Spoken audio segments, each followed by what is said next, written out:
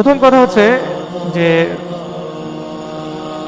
এই মুহররম মাসটাকে আল্লাহ পাক নিজের মাস বলছেন, এটাই ফজিলত বোঝানোর জন্য যথেষ্ট। তার মধ্যে এই দিনে, এই মাসে আবার একটা দিন আছে আল্লাহ পাক পুরো জাতির তওবা কবুল করেছেন। আবার আমরা জানলাম এই দিনে আল্লাহ রাব্বুল আলামিন আশুরার দিনে মুসা আলাইহিস সালাম বনু ইসরাইলকে নাজাত দিয়েছেন, ফেরাউন এবং তার দলবলকে ডুবিয়ে মেরেছেন। মূল কথা এখানে আছে, ফেরাউন কে ছিল এখান থেকে ভালো করে বুঝবেন। ফেরাউন শুধু একজন ব্যক্তির নাম না, এটা হচ্ছে একটা পদের নাম, রাষ্ট্রীয় পদ। যেমন ফেরো আমরা বলি, ওই ব্যক্তির নাম ছিল রেমেসিস, রেমেসিস 2।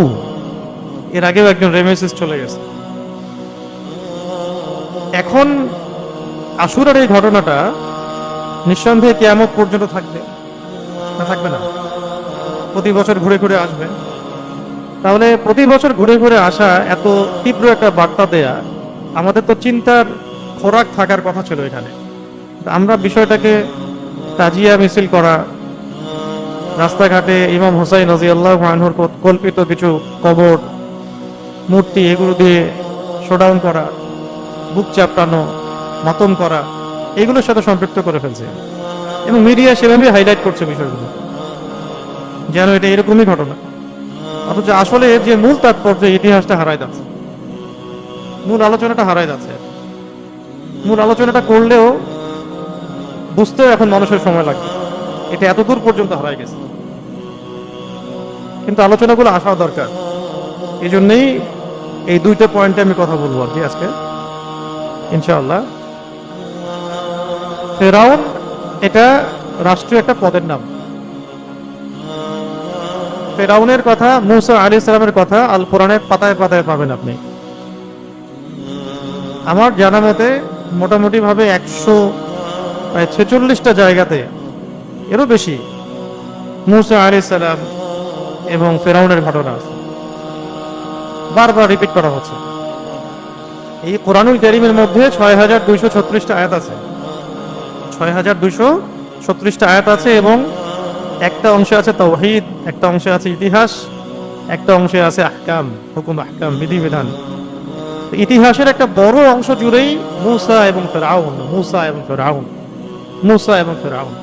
একটা কথা আল্লাহর বান্দাদেরকে আল্লাহ পাক এতবার করে কেন বলতে চাচ্ছেন, তাও আবার খাস করে আমাদেরকে, এই উম্মতকে, আমাদের উম্মতের সাথে মুসা আর ফেরাউন, আর মুসা আর ফেরাউনের কি সম্পর্ক? এতবার করে কেন উম্মত মুহাম্মাদীকে মুসা আলাইহিস সালামের কথা বলতে হবে, ফেরাউনের কথা বলতে হবে? কি কেন, ঘটনাটা কি? এটাও ভাবার দরকার ছিল আমাদের। আমাদের ভাবনার দরজাগুলো এখন লকড। আমরা পড়তে চাই না, ভাবতে চাই না। আমরা বলতে চাই, লিখতে চাই, বেশি বলতে চাই, লিখতে চাই, পড়তে চাই না, বুঝতে চাই না, ভাবতে চাই না। একটা যে ইন্টেলেকচুয়াল থিঙ্কিং এর একটা দরজা, এই দরজাটা উন্মুক্ত করতে চাই না। ক্রিটিক্যাল থিঙ্কার্স আমাদের মধ্যে থেকে বিদায় নিচ্ছে দিন দিন। চিন্তাটা করতে হবে কোরআন থেকে, সুন্নাহ থেকে, ভাষা জ্ঞান থেকে না। বারবার বলা হচ্ছে মুসা এবং ফেরাউন, মুসা এবং ফেরাউন। কে ছিল ফেরাউন? কি করেছিল সে? তার কথা এত বার করে কেন বলতে হচ্ছে? তাও কিয়ামত পর্যন্ত যে কিতাব থাকবে সেই কিতাবে বলা হচ্ছে, কিয়ামত পর্যন্ত যে কিতাব থাকবে সেই কিতাবে বারবার বলা হচ্ছে মুসা ফেরাউন, মুসা ফেরাউন, মুসা ফেরাউন। এতবার করে আমাদের কানে এই শব্দ দুটো আসছে, আমরা কিন্তু এর রুহের মধ্যে ঢুকতে পারছি না, আধ্যাত্মিকত্বের মধ্যে ঢুকতে পারছি না। ফেরাউনের ফাংশনগুলো বুঝেন। এটা একটা রাষ্ট্রীয় পদ, মানে ফেরাউন একজন রাষ্ট্রীয় রাজনৈতিক ব্যক্তিত্ব, যে সারা দুনিয়া প্রতাপশালী একজন বাদশা। আল্লাহ পাক তাকে কি দিয়েছিলেন? ক্ষমতা। কি দিয়েছিলেন? ক্ষমতা এবং একটা লম্বা হায়াত, এবং সে এক পর্যায়ে উদ্ধত হয়ে গেল, অহংকারী হয়ে গেল।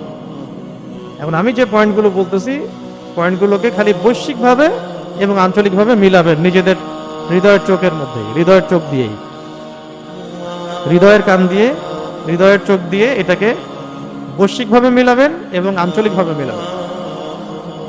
মিলানোর কাজটা আপনাদের, সব ধরায় ধরে দিতে পারবো না। ফেরাউন একটা পদের নাম, পলিটিক্যাল পদ, রাষ্ট্রীয় ব্যক্তিত্ব, বিশ্বের সুপার পাওয়ার তার হাতে। ওই সময় বিশ্বের সবচেয়ে বড় সুপার পাওয়ারটা তার হাতে, সবচেয়ে বড় সেনাবাহিনী তার হাতে, এবং আল্লাহ পাক তাকে ক্ষমতা দিয়ে পরীক্ষা করছে। ক্ষমতা পাওয়ার পরে সে প্রথমত অহংকারী হয়ে গেল। মিলে এরকম ক্যারেক্টারগুলো কি আছে ওয়ার্ল্ড ওয়াইড এবং আঞ্চলিকভাবে পাওয়া যায়? আচ্ছা, আমরা নাম না বলি, আপাতত বুঝে নেওয়ার চেষ্টা করি। আল্লাহ পাক তাকে পলিটিক্যাল পাওয়ার দিয়েছিলেন, লম্বা হায়াত দিয়েছেন, অনেক বড় সেনাবাহিনীর মালিক বানিয়ে দিয়েছেন, এবং আল্লাহ রাব্বুল আলামিন তাকে ক্ষমতা দিয়ে পরীক্ষা করছেন। সে ক্ষমতা পাওয়ার পরে উদ্ধত হয়ে গেল, অহংকারী হয়ে গেল, শিরক করা শুরু করলো, কুফর শুরু করলো। সে আরো কি করতো? জনগণকে ভাগ করতো, divide and rule, divide and rule, divide and rule. প্রত্যেকটা আয়াত আছে কোরআনে, শর্ট করে বাংলা দিয়ে বলছে আপনাদের। শুধু তাই না, তার মূল ফাংশন ছিল সে বনু ইসরাইল, তারই জনগণ, তারই জাতির মানুষ, মানে তার দেশেই থাকে, তাদের উপরে সে অমানবিক নির্যাতন চালিয়েছে। ক্ষমতা পাওয়া, ক্ষমতাধর হওয়া, উদ্ধত অহংকারী হয়ে যাওয়া, নিজের জনগণের উপরেই জুলুমের স্টিম রোলার চালানো, এগুলো কি বৈশ্বিকভাবে মিলাতে পারেন? আঞ্চলিকভাবে মিলাতে পারেন? এবং জনগণের উপরে এই অবর্ণনীয় জুলুম করার পরে সে জনগণকে বলতো যে আমি তো তোমাদের ভালোর জন্য এই কাজগুলো করি। ফেরাউন এই কাজ করত। ফেরাউন আসলে কি, কেন বারবার ফেরাউনের কথা বলতে হবে? জনগণের উপর অবর্ণনীয় জুলুম করার পরে সে বলতো আমি তো তোমাদের ভালোর জন্যই এই কাজটা করি, তোমাদের ইসলাহ ছাড়া আমি কিছু চাই না। সে আইন রচনা করা শুরু করলো, সে বিধান দেওয়া শুরু করলো, সে জনগণকে বিভক্ত করা শুরু করলো, দুর্বলদের উপর অত্যাচার শুরু করলো, পুরো জনগণকে সে জুলুমের স্টিম রোলার চালাই দিচ্ছে জনগণের উপরে, এবং জনগণকে বোঝাচ্ছে আমি তো তোমাদের ভালোর জন্যই কাজগুলো করছি। একটা পর্যায়ে সে এতটা উদ্ধত হয়ে গেল যে জনগণকে সে বলতে লাগলো যে আমার মনে হয় না যে আমি ছাড়া তোমাদের অন্য কোনো রব আছে। তার সাথে অনেক জাদুকর ছিল যারা তাকে হেল্প করতো, এবং অনেক বড় বড় ইকোনমিক সেকশনে অনেক দক্ষ কিছু মানুষ ছিল, অর্থনীতি শাস্ত্রে দক্ষ কিছু মানুষ তার সাথে ছিল, যারা খুব ধনকুক ছিল, এবং একই সাথে জাদুকররাও তার সাথে থাকতো। শুধু তাই না, তার সাথে অনেক বড় বড়, মানে অনেক উঁচু লেভেলের ইঞ্জিনিয়াররাও থাকতো। যাক, ওইদিকে না যাই, কয়েকটা নাম কোরআনে আছে। হারুন কামান, সরি, করুন হামান, কারুন হামান, এই দুইটা নাম কোরআনে আছে। কারুন কিসের প্রতীক? সে হচ্ছে ধনকুকদের প্রতীক। কথা বুঝতে পারছেন? কারুন এখানে ধনকুকদের প্রতীক। কারুনের মতো বহু মানুষ তার কাছে ছিল, ফেরাউনের কাছে। হামান সুপ্রিম ইঞ্জিনিয়ার, এমন ইঞ্জিনিয়ারিং জানতো যেটা এখন আমরা পারি না, কেউ পারবে না। তো যখন সে এই পর্যায়ে চিন্তা করছে যে আমার মনে হয় না যে আমি ছাড়া তোমাদের কোনো রব আছে, তো একদিন যখন মুসা আলাইহিস সালাম তাকে দাওয়াত দিচ্ছে, তো সে এই হামানকে ডেকে বলছে যে একটা উঁচু বিল্ডিং বানাও তো দেখি, একটা উঁচু বিল্ডিং বানাও, আমি একটু আসমানে উকি দিয়ে দেখতে চাই কোন আল্লাহর কথা মুসা বলছে। এই পর্যায় পর্যন্ত ফেরাউন চলে গেল। ভাবতে পারেন, আল্লাহ পাক ক্ষমতা দিয়েছেন, হায়াত লম্বা হয়েছে, ঠিক আছে, জনগণকে শাসন করে, জনগণের উপর জুলুম করে, এবং জনগণকে বুঝায় যে আমি তোমাদের ভালোর জন্যই কাজটা করি। এক পর্যায়ে সে বলল যে আমি হচ্ছি ইলা, আনা রব্বুকুমুল আ'লা, আমি তোমাদের মহান রব, আমি মনে করি না আমি ছাড়া তোমাদের কোনো রব আছে। জাদুকরদেরকে হাতের মুঠোয় রাখলো, ধনকুকদেরকে হাতের মুঠোয় রাখলো, এবং তার সেনাবাহিনীকে তো সে নিয়ন্ত্রণ করছেই, আর খাস করে কিছু মানে সুপ্রিম ইঞ্জিনিয়ার ছিল তার, যারা এমন এমন কিছু কনস্ট্রাকশন বানাতে পারতো যেটা এখন মানুষ পারে না।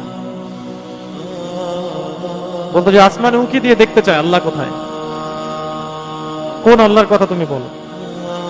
শুধু তাই না, তার সভা পর্ষদের মধ্যে অনেক জ্যোতিষী ছিল, তারা বলল যে একজন বাচ্চার জন্ম হতে পারে তো সেই বাচ্চা যদি জন্ম হয় তাহলে তোমার এই সংসদ, মানে তোমার এই পার্লামেন্ট, তোমার এই সিংহাসন, এটার অস্তিত্ব থাকবে না, ধ্বংস করে ফেলবে। ঠিক আছে, সমাধান হচ্ছে সব বাচ্চাদেরকে হত্যা করো। এখন থেকে যত বাচ্চা জন্ম নিবে সব ছেলে বাচ্চাকে হত্যা করো। ইউযাববিহুনা আবনাআকুম, তারা শুরু করলো ছেলে বাচ্চাদেরকে জবাই করা। ওয়ায়াস্তাহিয়ুনা নিসাআকুম, মেয়েদেরকে জীবিত রাখা শুরু করলো। ফেরাউন এই কাজ করেছে, ছোট বাচ্চাদেরকে হত্যা করত আর মেয়েদেরকে জীবিত রাখত। এত কিছু করার পর আজকে এগুলোর সাথে মিলান যে এখন সারা ওয়ার্ল্ড ওয়াইড কারা কোথায় রক্ত ঝরাচ্ছে, বাচ্চাদেরকে হত্যা করছে, মেয়েদেরকে জীবিত রাখছে, কারা বিশ্বব্যাপী ক্ষমতার দাপট দেখাচ্ছে, অহংকারী হয়ে গেছে, কুফর এবং শিরকের মধ্যে চলে গেছে, কারা নিজেরা এখন পৃথিবীতে নিজেদেরকে ইলাহ বলে আত্মপরিচয় দিচ্ছে মানুষের সামনে। কিসের ইসলাম, কিসের ঐশী গ্রন্থ, কিসের শরীয়ত, কিসের ইসলাম, কিসের বিধান? আমরাই বিধানদাতা, আমরাই সংবিধান রচনাকারী, আমরাই আইন প্রণেতা, আমরাই অর্থনীতির বিধান দিব, আমরাই সোশ্যাল অ্যাফেয়ার্সের বিধান দিব, আমরাই বুঝবো শিল্প সংস্কৃতি বাণিজ্য অর্থনীতি কিভাবে চলবে। কিসের ঐশী গ্রন্থ? কোনো কিছুর প্রয়োজন নাই। ভাষাগুলোর মধ্যে কি মিল পায়? ভাষা এবং ক্যারেক্টারের মধ্যে অনেক মিল আছে, বৈশ্বিকভাবে আঞ্চলিকভাবে। ফেরাউন একটা কল্পিত ক্যারেক্টার না। ফেরাউনের লাশটাকে প্রিজার্ভ করা হয়েছে এই কারণে, যাতে করে পরবর্তীতে যারা ফেরাউনের মতো আচরণ করবে তারা যেন এখান থেকে শিক্ষা নিতে পারে। এই জন্যই বারবার মুসা ফেরাউন কথা বলা হচ্ছে। ফেরাউন এরকম করে কাজ করছে, বাচ্চাটাকে হত্যা করছে, মেয়েদেরকে জীবিত রাখছে। তবে এত কিছু করেও সে মুসা আলাইহিস সালামের জন্ম ঠেকাতে পারলো না।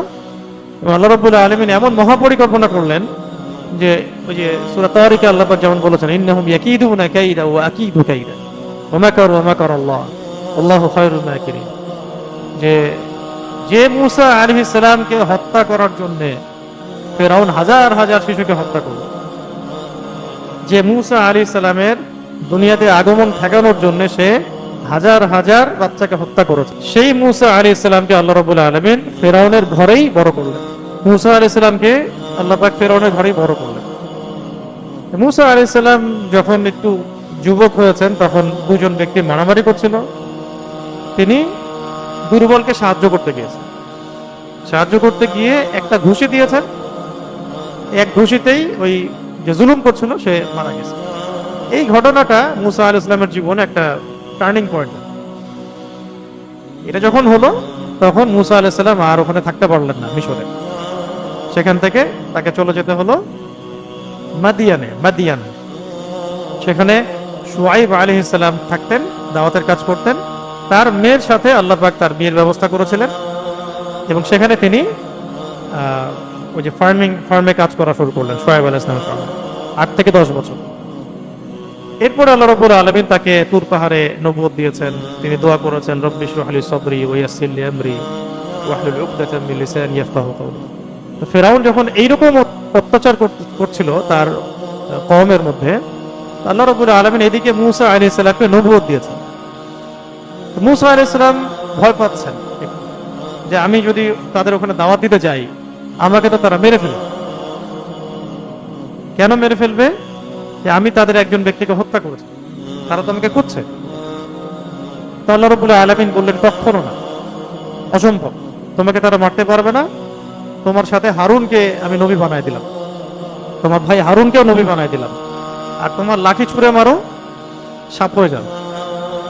লাঠি ছুঁড়ে মারলে সাপ হয়ে গেল, আর বগল থেকে হাত বের করলেই হাত দিয়ে উজ্জ্বল আলো বের হতো। এছাড়া আল্লাহ পাক বলেন, আমি তোমাদের সাথে আছি, ফেরাউন তোমাদের কোনো ক্ষতি করতে পারবে না, যাও দাওয়াতের কাজে বের। এবার যখন মুসা আলাইহিস সালাম ফেরাউনকে দাওয়াত দিচ্ছে, ফেরাউনের আচরণ হচ্ছে এরকম, কোন আল্লাহর কথা তুমি বলছো? আমি তো মনে করি না আমি ছাড়া তোমাদের কোন আল্লাহ ইলাহ আছে। ঠিক আছে, তুমি নিদর্শন দেখাও। তো মুসা আলাইহিস সালাম লাঠি ছুঁড়ে মারলেন, সাপ হয়ে গেল। লাঠি ছুঁড়ে মারলো, সাপ হয়ে গেল। এটা তো আমাদের জাদুকররাও করতে পারে। কোথায়? একটা মাঠের মধ্যে সবাইকে জড়ো করো, একটা মাঠে সবাইকে জড়ো করা হলো, সব জাদুকর, বড় বড় জাদুকররা সেই মাঠে আসছে। তারা মুসা আলাইহিস সালামকে জিজ্ঞাসা করছে যে তুমি আগে ছুড়বা না আমরা আগে ছুড়বো? বাংলায় বলছে শর্ট করে, সব কোরআনে আছে। মুসা আলাইহিস সালাম বলছে তোমরা আগে ছুড়ো। তারা তাদের লাঠি ছুড়লো, তাদের লাঠিগুলো সাপের মতো নড়াচড়া শুরু করলো। এটা দেখে মূসা আলাইহিস সালামের হৃদয়ের মধ্যে একটু একটু মানে ভয়, দেখে একটু ভয় কাজ করতেছে। আল্লাহ রাব্বুল আলামিন বললেন, লা লা তাখাফ ইন্নাকা আনতাল আ'লা, তুমি ভয় করো না, তুমি বিজয়ী হবা ইনশাআল্লাহ। তোমার লাঠিটা এবার ছুঁড়ে মারো। এবার মূসা আলাইহিস সালামের লাঠি ছুঁড়ে মারার সাথে সাথেই বড় অজগর সাপ, বিশাল, বাকি জাদুকরদের সব সাপ গিলে ফেলল।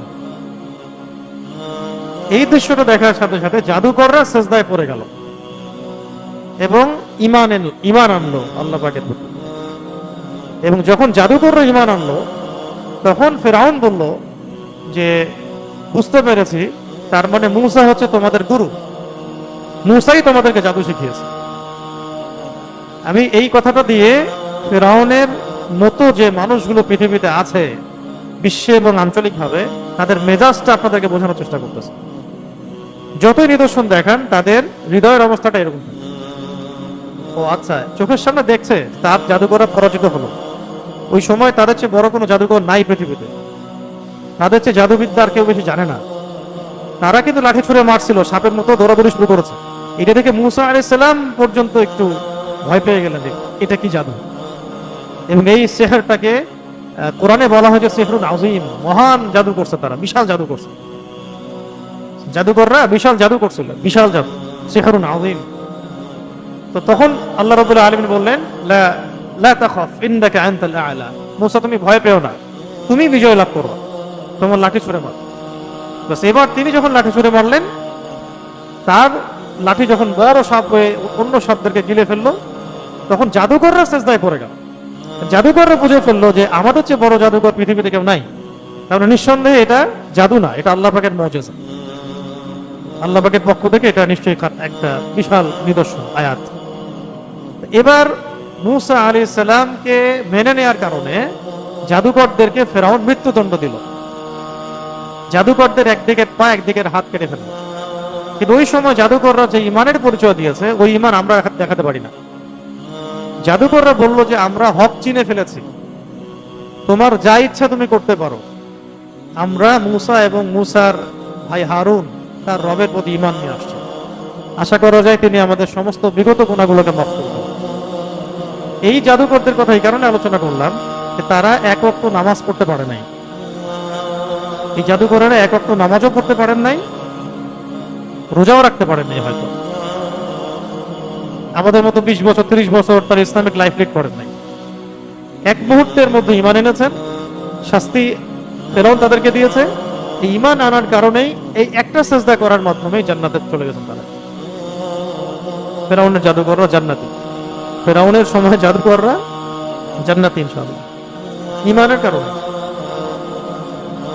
কিন্তু ফিরআউন মানলো না, না ও তুমি জাদু শিখে আসছো মূসার কাছ থেকে, বুঝতে পারছো, তোমরা মূসার কাছ থেকে জাদু শিখে আসছো, ঠিক আছে। যাই হোক, এবার আল্লাহ রাব্বুল আলামিন ফিরআউনকে আরো সুযোগ দিলেন।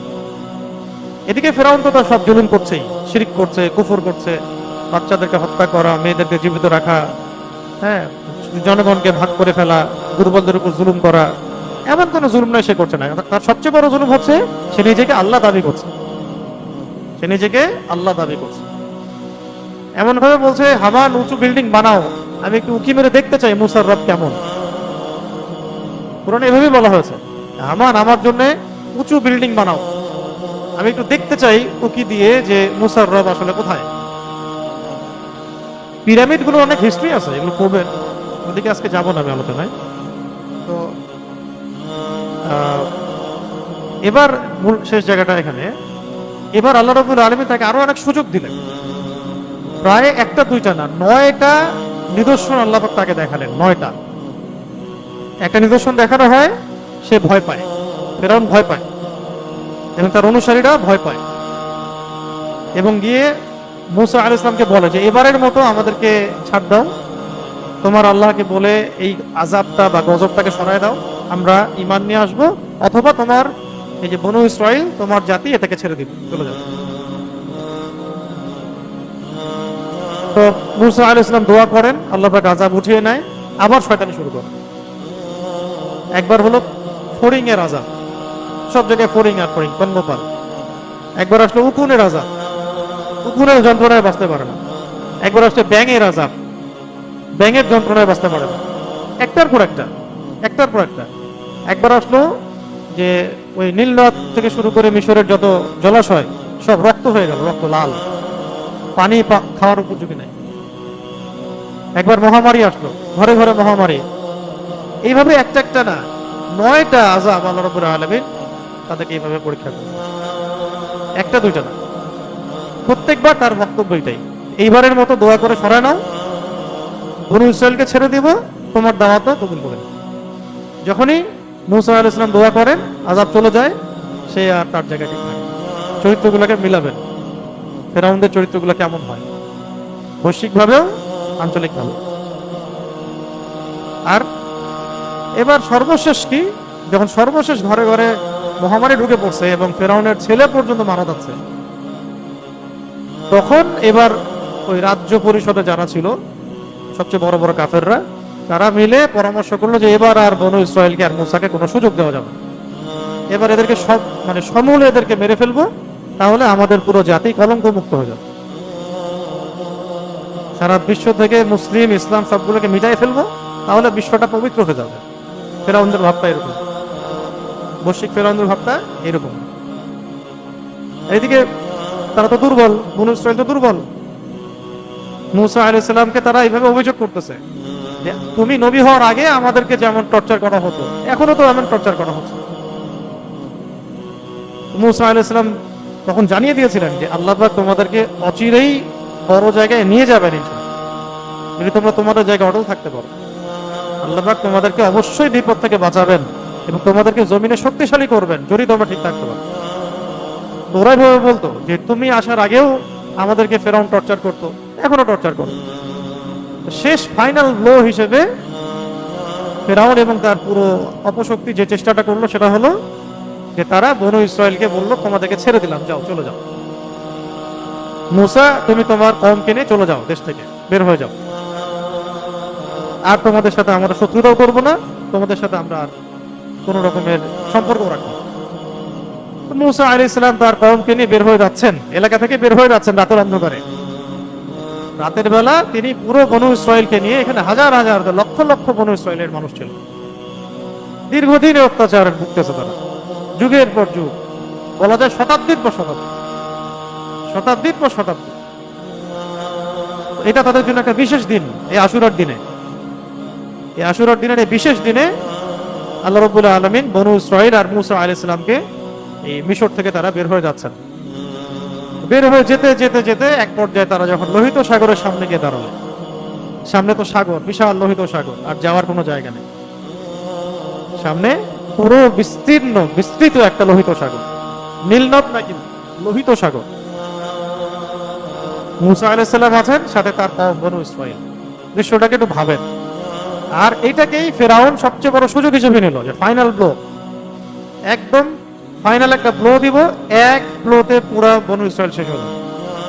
ফেরাউনও তার সবচেয়ে বড় সুপার পাওয়ার নিয়ে বনু ইসরায়েলের পিছনে ধাওয়া করল। বনু ইসরায়েল কিন্তু যুদ্ধ করতে চাচ্ছে না ফেরাউনের সাথে, তারা চলে যেতে যাচ্ছে তাদের এলাকা থেকে, তার অত্যাচার থেকে বের হতে চাচ্ছে। আর ফেরাউনের কাছে বিশ্বের সবচেয়ে বড় সুপার পাওয়ার আছে, সবচেয়ে বড় সেনাবাহিনী নিয়ে সে বনু ইসরায়েলকে ধাওয়া দিচ্ছে। এবার সামনে লোহিত সাগর আর পিছনে ফেরাউনের সেনাবাহিনী, এইরকম মাঝখানে রিমরক পুরা বনু ইসরায়েল। এরকম সিচুয়েশনে কি হতে পারে মানুষের মনের অবস্থা, ইমানের অবস্থা, আমলের অবস্থা, তাকওয়ার অবস্থা, তাওয়াক্কুলের অবস্থা কি হতে পারে? এরকম একটা অবস্থায় বনু ইসরায়েলের কিছু মানুষ, এই জায়গাটা এত এত হৃদয়ে দাগ কাটার মতো একটা জায়গা, সূরা কসাস, সূরা শুআরা, বিভিন্ন জায়গায় আসছে। যদি এই অংশটুকু কেউ বুঝতে পারেন, সে এই উম্মতের মধ্যে কখনো হতাশাবাদীদের অন্তর্ভুক্ত হবে না। এই অংশটুকু, এই ফেসটুকু যদি কেউ বুঝতে পারে, সামনে লোহিত সাগর, মূসা আলাইহিস সালাম আর বনু ইসরায়েল, যাওয়ার কোনো জায়গা নেই। দীর্ঘ শতাব্দীর পর শতাব্দীর জুলুম থেকে তারা বের হয়েছে রাতের অন্ধকারে।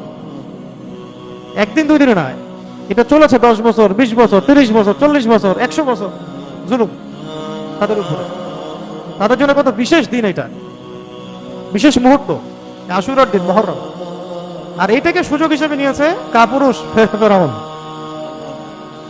কাপুরুষ না, পিছন থেকে আক্রমণ করতেছে, তাও তার সবচেয়ে বড় সুপার পাওয়ার নিয়ে একদম ফাইনাল ব্লো দিব, পুরো সবগুলোকে শেষ করে ফেলবো। ঠিক যেমন ওয়ার্ল্ড ওয়াইড পুরো মুসলিমদেরকে মেরে শেষ করে ফেলবো, শুধু ওই মুসলিমদেরকে রাখবো যারা আমাদের পা চাটবে অথবা আমাদের বুঝানো ইসলাম বুঝবে। ফাইনাল ব্লো, একদম ফাইনাল ব্লো। এখন কিন্তু ওয়ার্ল্ড ওয়াইড কাফেররা প্রিলিমিনারি কোনো গেম খেলতেছে না আমাদের সাথে, একদম ফাইনাল ব্লোতেই তারা আছে আমাদের সাথে। এবার মুসা আলাইহিস সালামের কওমের কিছু মানুষ বলা শুরু করলো, স্বাভাবিক, যেমন কি ভাষা, কওমের মানুষ বলতেছে, ইয়া মুসা, হে মুসা, ইন্না লামুদরাকুন, আমরা তো ধরা পড়ে গেলাম, আমরা তো ধরা পড়ে গেলাম মুসা। এই সময় মুসা আলাইহিস সালামের এই যে স্টেটমেন্টটা, এই স্টেটমেন্টটা একটা মানুষের জীবন পরিবর্তন করে দেওয়ার জন্য যথেষ্ট। এই সময় মুসা আলাইহিস সালাম মুহূর্তের মধ্যেই বলে ফেললেন, কাল্লা, কোশ্চেন কালাও, কিসের ধরা পড়ে গেছি, কাল্লা, কখনো না, ইন্না মাইয়া রাব্বি সায়াহদিন, নিশ্চয়ই আমার রব আমার সাথে আছেন, তিনি আমাকে পথ দেখান। কি কনফিডেন্স ভিতরে, কি তাওয়াক্কুল, কি ঈমান। চিন্তা করছেন এই জায়গাটা? সামনে সাগর, দেখা যাচ্ছে কোনো রাস্তা নাই, পুরো একটা জাতিকে নিয়ে বের হয়ে আসছি আমি, আমার সাথে আমার পুরো জাতি, একজন নবীর সাথে, আর পিছনে এত বড় সুপার পাওয়ার ধাওয়া দিচ্ছে। জাতির লোকরাই বলতেছে আমরা তো ধরা পড়ে গেছি। সিম্পল, এখানে কোনো রেভলিউশনে নামেন, এরকম শত শত লাখ লাখ মানুষ বলবে, কিসে নামলেন, কিসে নামাইলেন আমাদের, কিসের ইসলামী বিপ্লব, অভ্যুত্থান, আমাদের তো সুসাইড অ্যাটেম্পটে নিয়ে আসছেন। মুসা আলাইহিস সালাম বললেন, কাল্লা, কখনো না, কোশ্চেন কালেও না, ইন্না মাইয়া রাব্বি সায়াহদিন, নিশ্চয়ই আমার রব আমার সাথে আছেন, তিনি আমাকে পথ দেখাবেন। কি আত্মবিশ্বাস! এরকম নেতা কোথায় পাবেন? এরকম নেতা কোথায়? এইরকম আত্মবিশ্বাস কার মধ্যে আছে? এইরকম তাওয়াক্কুল কার মধ্যে আছে? ওইরকম আল্লাহর বান্দাই বা কোথায়, যার সাথে আল্লাহ পাকের এমন সম্পর্ক আছে যে আল্লাহ পাকের উপরে এত বিশ্বাসের সাথে বলতে পারে, আমার রব আমার সাথে আছেন, তিনি আমাকে পথ দেখাবেন। কিসের ফেরাউন আর কিসের লোহিত সাগর আর কিসের তোমার সুপার পাওয়ার, আমার রব আমার সাথে আছেন, তিনি আমাকে পথ দেখাবেন। এই কথাটা বলার সাথে সাথে আল্লাহ রাব্বুল আলামিনের পক্ষ থেকে মুসা আলাইহিস সালামের এই পরীক্ষা চলে গেল। মুসা আলাইহিস সালামকে আল্লাহ পাক তাৎক্ষণিক বললেন, ব্যাস, এবার তুমি তো পরীক্ষা পাশ করে গেছো মুসা, তুমি পরীক্ষা পাশ করে গেছো, তোমার লাঠি এবার ছুঁড়ে মারো। এবার এমন ঘটনা ঘটলো যেটা পুরো মহাবিশ্ব কখনো ঘটে নাই। মহাবিশ্ব তখন এমন কোন ঘটনার সাক্ষী হয় নাই যেটা এখন হলো আশুরার দিনে। যখন মুসা আলাইহিস সালাম এমন তাওয়াক্কুল দেখালেন, আল্লাহ রাব্বুল আলামিন বললেন, তোমার লাঠি ছুঁড়ে মারো, তোমাকে আর কিছু করতে হবে না, লাঠিটা খালি ছুঁড়ে মারো। তিনি লাঠি ছুঁড়ে মারলেন, এই লোহিত সাগর থেকে 12টা রাস্তা বের হয়ে গেল, একটা দুইটা না, 12টা রাস্তা। আর এই 12টা রাস্তা দিয়ে বনু ইসরাইলের 12টা কওম পার হয়ে যাচ্ছে। এইরকম দৃশ্য এই মহাবিশ্বে কোথাও দেখা যায়। আর এটা কোনো কাল্পনিক পশ্চিমাদের হিস্ট্রি না, ট্রয়ের হিস্ট্রি কাল্পনিক, তারপরে যে আরো কি কি হিস্ট্রি বানাইছে এরা, 313 ব্যাটল বড় থেকে নিয়েছে মনে হয়, ওইখানে একটা হিস্ট্রি বানাইছে, 313 নিয়ে একটা পার্সিয়ানদেরকে ঠেকাই দিয়েছে, এরকম না, এরকম অনেক মানে অতিরঞ্জিত হিস্ট্রি এদের আছে। এটা হচ্ছে হিস্ট্রি, এটা পৃথিবীতে ঘটেছে। আর আশুরার দিনে এই ঘটনাটা ঘটেছে পৃথিবীতে, যে পুরো লোহিত সাগর বিভক্ত হয়ে 12টা রাস্তা আল্লাহ পাক তৈরি করে দিয়েছে। কিন্তু কোন সিচুয়েশনে এটা হয়েছে এটা তো আমরা বুঝি, কোন তাওয়াক্কুল দেখানোর পরে হয়েছে, কোন ঈমান, কোন আত্মবিশ্বাস, কোন ইখলাসের কারণে। বাস, এবার 12টা রাস্তা দিয়ে তারা পার হয়ে যাচ্ছে। 12টা, আচ্ছা, এরকম কিন্তু শুধু মুসা আলাইহিস সালামের ক্ষেত্রে না। আমরা যদি দেখি আমাদের নবী সাল্লাল্লাহু আলাইহি ওয়াসাল্লামকে যখন ওই গারে সাওরের মধ্যে হিজরত করছেন, তিনি যখন গারে সাওরে যখন আত্মগোপন করলেন, ওই উপরে তারা হাঁটতেছে, সিরাতের পাতায় আসছে, পায়ের খসখস আওয়াজ শোনা যাচ্ছে উপরে। আবু বকর রাদিয়াল্লাহু আনহু বলছিলেন যে, ইয়া রাসূলুল্লাহ সাল্লাল্লাহু আলাইহি ওয়াসাল্লাম, নিচে তাকালেই আমাদেরকে দেখে ফেলবে। করেন নাই? নিচে তাকালেই আমাদেরকে দেখে ফেলবে গারো সাওরে, আর তো কেউ নাই সেখানে। ওরা প্রায় পৌঁছে গেছে, 100 উট পাবে যদি মুহাম্মদ সাল্লাল্লাহু আলাইহি ওয়াসাল্লামকে জীবিত বা মৃত নিয়ে যেতে পারে। ওই সময় নবী সাল্লাল্লাহু আলাইহি ওয়াসাল্লাম কি বলেছিলেন? লা তাহজান ইন্নাল্লাহ।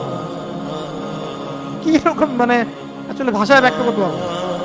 কিরকম আত্মবিশ্বাস, কিরকম তাওয়াক্কুল আল্লাহ পাকের প্রতি। কেমন মানুষ ছিলেন তারা আসলে, তারা আসলে কেমন মানুষ ছিলেন? উপরে উপরে দুশমন হাঁটতেছে, পা দেখা যাচ্ছে, নিচে তাকালেই দেখে ফেলবে যে আবু বকর রাদিয়াল্লাহু আনহু আছেন এবং নবী সাল্লাল্লাহু আলাইহি ওয়াসাল্লাম আছেন। এইরকম একটা সিচুয়েশনে তিনি বলছেন লা তাহজান, লা তাহজান, টেনশন করো না, দুশ্চিন্তা করো না, ইন্নাল্লাহা মা'ানা, আল্লাহ আমাদের সাথে আছে। ঠিক নমরুদ ফেলে দিল না ইয়াকে, ওই ইব্রাহিম আলাইহিস সালামকে আগুনে। ইব্রাহিম আলাইহিস সালাম কি বললেন? ইন্নী যাহিবুন ইলা রাব্বি সায়াহদি, আমি চললাম আমার রবের পথে, তিনি আমাকে পথ দেন। আগুনে পড়া অবস্থাতেও জিবরাইল আলাইহিস সালাম বলছিলেন যে তোমার কোনো প্রয়োজন আছে নাকি আমার কাছে? না, হাসবি আল্লাহ ওয়া নি'মাল ওয়াকিল, আল্লাহ আমার জন্য যথেষ্ট, তিনি একাই উত্তম কর্মবিধায়ক। হাসবি আল্লাহ ওয়া নি'মাল ওয়াকিল। উহুদের যুদ্ধ করার পরে, উহুদের যুদ্ধে ক্ষতবিক্ষত অবস্থায় সাহাবীরা বসে আছেন। এরকম সময়ে খবর আসলো যে হামরাউল আসাদে আবু সুফিয়ানের বাহিনী আবার আক্রমণ করছে। হামরাউল আসাদ থেকে আবু সুফিয়ানের বাহিনী তোমাদেরকে আবারও আক্রমণ করার জন্য আসতেছে, ভয় করো ওদেরকে। কোরআন এভাবে আসছে, ওদেরকে ভয় করো তোমরা। ওই ক্ষতবিক্ষত অবস্থায় সাহাবীরা বললেন হাসবুনাল্লাহু ওয়া নি'মাল ওয়াকিল, হাসবুনাল্লাহু ওয়া নি'মাল ওয়াকিল, ভয়ের কিছু নাই, আল্লাহ আমাদের জন্য যথেষ্ট। এইভাবে ইতিহাস পুনরাবৃত্তি করেছে মুমিনদেরকে। এবার যখন 12টা রাস্তা হয়ে গেল, তারা তো মাশাআল্লাহ পার হয়ে যাচ্ছেন, পার হয়ে গেলেন। এবার ফেরাউনের যত ক্ষমতাই থাক, সব শেষে, দিন শেষে ফেরাউনটা একটু মাথা মোটা হয়। ফেরাউনদের যত ক্ষমতাই থাক, দিন শেষে ফেরাউনরা মাথা মোটা হয়। তারা বুঝতে পারে না আসলে আল্লাহ পাকের একটা মাস্টার প্ল্যান আছে সবকিছুকে কেন্দ্র করে। ফেরাউনরা মনে করে যে তারাই প্ল্যান মেক করে, কিন্তু তারা এটা বুঝে না যে আল্লাহ পাক তাদেরকে প্ল্যানের দিকে টেনে নিয়ে আসেন। এটা ফেরাউনরা বুঝতে পারে না। এবার এই ফেরাউন এবং তার দলবল কি চিন্তা করলো যে আমরাও পার হয়ে যাই 12টা রাস্তা দিয়ে, তাই না? এবং সেই অ্যাটেম্প তারা নিল, বনু ইসরায়েলকে ধাওয়াও করলো। আল্লাহ রাব্বুল আলামিন এক মুহূর্তের মধ্যে, একটা দিনেই তো হয়েছে না, একদিনে অল্প সময়ের মধ্যেই পুরা বিশ্বের সবচেয়ে বড় কাফেরদের সুপার পাওয়ারকে ধ্বংস করে দেন, সমূলে ধ্বংস করে দেন। সমূলে আল্লাহ পাক টেনে নিয়ে আসলেন তাদেরকে এই বিস্ময়কর ঘটনার দিকে, এই সবচেয়ে বড় ঐতিহাসিক ঘটনাটার দিকে আল্লাহ পাক তাদেরকে টেনে নিয়ে আসলেন। তারা ঘটনা মেক করে নাই, আল্লাহ পাক তাদেরকে ঘটনার দিকে টেনে নিয়ে আসলেন। এখানে ফেরাউন সদল বলে যখন ডুবে মরতেছে, তখন ফেরাউন তখন ঈমান আনছে। সে আমানতু বিরাব্বি হারুন ওয়া মূসা, ডুবার সময় যখন সে লোহিত সাগরে ডুবছে সে সদল বলে, তখন সে বলছে যে আমি মূসা এবং হারুন আলাইহিস সালাম তাদের রবের প্রতি ঈমান আনলাম। কে বলছে? যতই যে নাস্তিক, রামবাম, সুশীল টুশীল, প্রগতিশীল দেখেন না আমরা সমাজে, এরাও মরার সময় ঠিকই ঈমান আনে, নিশ্চিত ঈমান আনে। কিন্তু কোরআন বলছে তাদের অবস্থা তখন কি হয়। ফেরেশতারা তাদের পাখা দিয়ে চেহারার মধ্যে বাড়ি মারতে থাকে। সূরা মুহাম্মদ পড়লে দেখবেন, ওই জীবিত থাকা পর্যন্তই নাস্তিকতা, ওই সুশীলতা, ওই রাম, ওই বাম, প্রগতিশীলতা, মরার সময় সবাই মুসলিম হয়ে যায়। তখন ফেরেশতারা চেহারার উপরে বাড়ি দেয়, বলে যে তোমার শরীকদেরকে ডাকো, তোমার সেই শরীকদেরকে ডাকো যাদের তোমরা ইবাদত করতা দুনিয়া। আমরা যা দেখি না, ইনভিজিবল ওয়ার্ল্ডটা অনেক ডেঞ্জারাস, যেটা আমরা বুঝি না, দেখতে পারি না। এই নাস্তিকতা, যে সেকুলারিজম, ডেমোক্রেটিক থটস, যত কিছু আছে, এগুলোকে আপনি সমুদ্রের উত্তাল ঝড়ে ছেড়ে দেন, সব আস্তিক হয়ে যাবে। আসমানে বিমান কাঁপা শুরু করলে সব আস্তিক হয়ে যায়, কেউ নাস্তিক থাকে না। তো ফেরাউন ডোবার সময় বলতেছে আমি মূসা এবং হারুনের রবের প্রতি ঈমান আনলাম। আল্লাহ পাক তখন বলছেন এখন এত বছর তোমাকে সময় দিলাম, ফাসাদ সৃষ্টি করলা, তারা দুনিয়ার মধ্যে বিশৃঙ্খলা সৃষ্টি করলা, কত জুলুম করলা, নিজেকে আল্লাহ দাবি করলো, নিজেকে সে আল্লাহ পর্যন্ত দাবি করলো। আল আন এখন ওয়াকাদ আসাইতা মিন ক্বাবল, সূরা ইউনূসের মধ্যে আল্লাহ পাক বলেছেন এখন ঈমান আনছো।